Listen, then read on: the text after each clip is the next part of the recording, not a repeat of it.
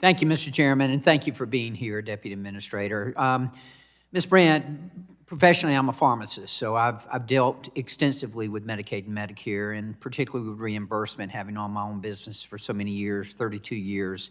And I know that firsthand how important the dollars spent and making sure that they are appropriately spent to support legitimate care for the patients who truly need it.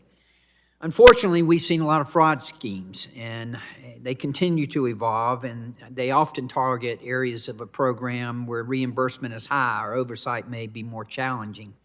One area that's seen dramatic growth in Medicare spending in recent years has been the use of skin substitute products for wound care. It's very important. We need that. We need skin substitute products for wound care, but what we've seen has obviously been out of control, and I applaud the agency for addressing that. But these products do play an important role in treating chronic wounds, but the rapid spending growth, as I say, and the unusual billing patterns have raised concerns that some providers might be overutilizing these products or billing for services that may not be medically necessary. Can you answer me this? Medicare claims for skin substitutes, since they've grown so dramatically, what are the most common waste, fraud, and abuse indicators that CMS has identified in this area? Well, what we've seen is an exorbitant rise in the number of claims submitted for those. I gave an example earlier, but in the fraud war room, we've actually seen numerous examples of beneficiaries who have had thousands of skin substitute claims submitted just for one beneficiary, which would mean that that was practically impossible. They would be covered in skin subs. It's been pretty obvious, is what you're telling me. Correct. And I would agree it has been. But again, we got to be careful because it is important. We don't want amputations, particularly in patients, as we all know, diabetic patients, if you get a wound on their lower extremity, it's going to be awful, and it's going to result in a lot of times in amputation. But what kind of countermeasures is CMS implementing to reduce the wasteful and sometimes medically unnecessary use of the skin substitutes? Well, there's a couple of different things that we've done because we agree with you. We want the people who need those services to be able to get them. I have family members who are diabetic who have had wounds that have required those, so I know how vitally important they can be. However, what we have done is we changed the payment structure for skin subs, which starting January 1st, under the new payment rules, we've seen a 99% reduction in billing for skin subs. We have not seen a correlative rise in people coming to us and saying they don't have access to skin subs. We've also done letters to hundreds of skin subs providers where we sent them letters saying, hey, Dr. Carter, did you know that your billings were 10 times more or 4 times more what those of your colleagues are?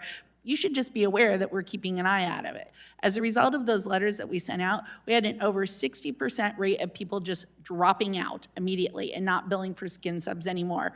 The remainder stopped billing for skin subs, but kept billing for everything else. And that's great, and I applaud you for that. That's what you ought to be doing. That's what we're expecting you to do. Have we had any results in seeing more amputations? I mean, is there any way, how are we ever going to quantify that? So we have not seen a correlative rise in the number of people that need or are expecting to receive skin substitute as a result. And as I said, once we have changed the payment structure as of January 1st, we have received, to my knowledge, no pushback from the beneficiary community saying that they don't have access to being able to get that care. We continue to work with and would obviously respond if those beneficiaries would come forward and could point to us where those problems were occurring, and then we would obviously revisit our approach. Okay. But as of right now, we're good. Okay. Well, I know you find it hard to believe, but I got a bill that addresses this. I'm shocked by that. It is the Skin Substitute Access and Payment Reform Act, and it would modernize the payment system for skin substitute products. I'm just worried we swung the pendulum too far. I know it's got to swing back, but I'm just scared we may have swung it too far and that we're going to get adverse effects as a result of that. But my bill puts an end to runaway prices and inappropriate prescribing by implementing new program integrity reforms and ensuring that patients that in need receive affordable, accessible, and high-quality care. So I invite all of my colleagues to sign on to it. I hope y'all will look at it, and I know that the agency is. I've been in touch with them, and we're trying to address this. I'm running out of time, but I want to mention also, in my practice of pharmacy, I was very involved in hospice care, and I can tell you, I saw the proliferation of hospices as a result of overbilling